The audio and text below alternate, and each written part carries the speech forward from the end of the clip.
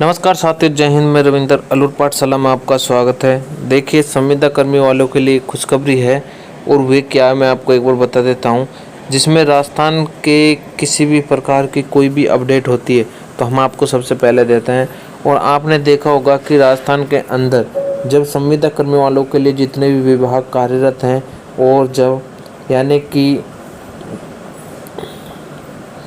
कि PFTP जो अधिनियम लाया गया था 2024, इसके बारे में मैंने आपको अच्छे से बताया। और राजस्थान में contractual hiring to post rule 2022 को हटा दिया गया है। अब देखिए, उसी के आधार पर अब जो भी संविदा कर्मी होंगे उनके वेतन भत्तों में बदलाव होगा और उनके जो भी परमानेंट नियमितीकरण को लेकर उसमें कुछ राहत मिलेगी। और ये जो PFTP अधिनियम 2024 जो है ये सही है, ये गलत है। अब देखिए, बच्चों के कुछ डाउट्स हैं तो मैं आपको एक बार बता देता हूँ। इन्होंने बोला है कि पेपर यानी कि किस किस विभाग को देना होगा, तो ये भी हमें पता होना चाहिए।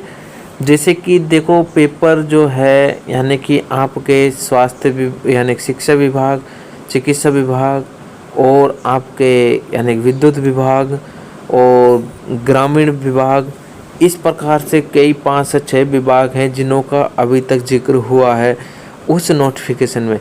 अब देखते हैं, हर बार एक न एक संशोधन होता रहेगा और कैबिनेट बैठक बैठती रहेगी और कार्मिक विभाग अपना अपना डाटा इनको गवर्नमेंट को देता रहेगा। तो कब से ये होगी नियुक्ति, यानी कि मैं बात कर रहा हूँ पिछले 7 यानी कि 972 जो पद थे उनकी नियुक्ति कब तक हो जाएगी।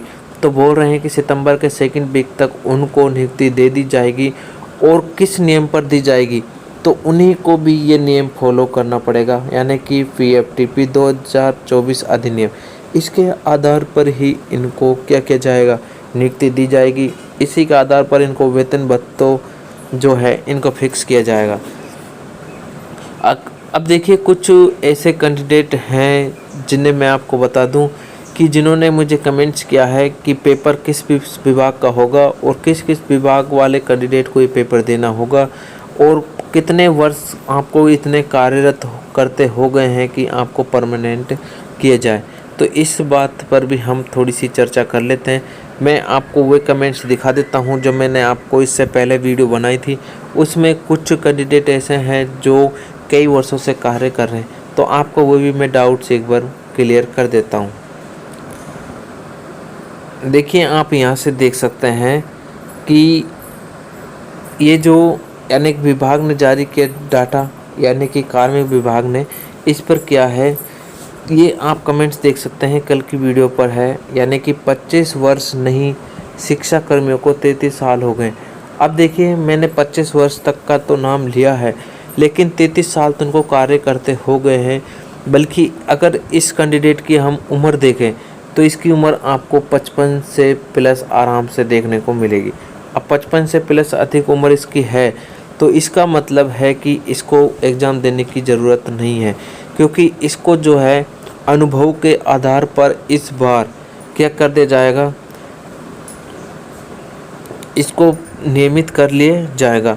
अब देखिए, शिक्षा कर्मी की बात करें तो इस शिक्षा विभाग से ये क्या है, ये कैंडिडेट जो है कार्यरत हैं शिक्षा यानी कि संविदा बेस पर, तो इनको क्या किया जाएगा, परमानेंट किया जाएगा।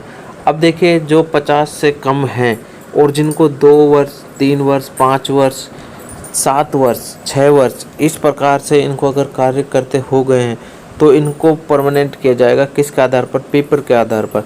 यानी कि यहाँ पर कौन सा नियम लग गया है, PFTP अधिनियम 2024, इसके आधार पर इनको किया जाए। तो मैंने आपके जो डाउट्स है वो क्लियर कर दिया है। तो ये इसके नियम जो है जारी होने वाले हैं PFT के। अब उसके बाद मैं आपको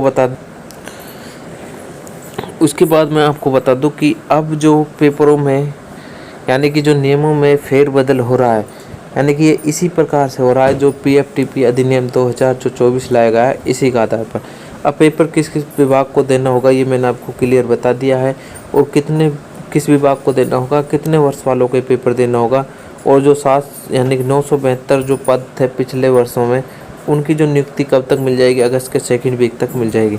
तो आज की वीडियो को विराम देते हैं यहीं पर, और कोई भी आपके डाउट्स है तो मुझे कमेंट सेक्शन में बताएं ताकि उनको रिप्लाई मैं नेक्स्ट वीडियो में दे सकूं। तो मिलते हैं तब तक की नेक्स्ट वीडियो में नेक्स्ट अपडेट के साथ। जय हिंद।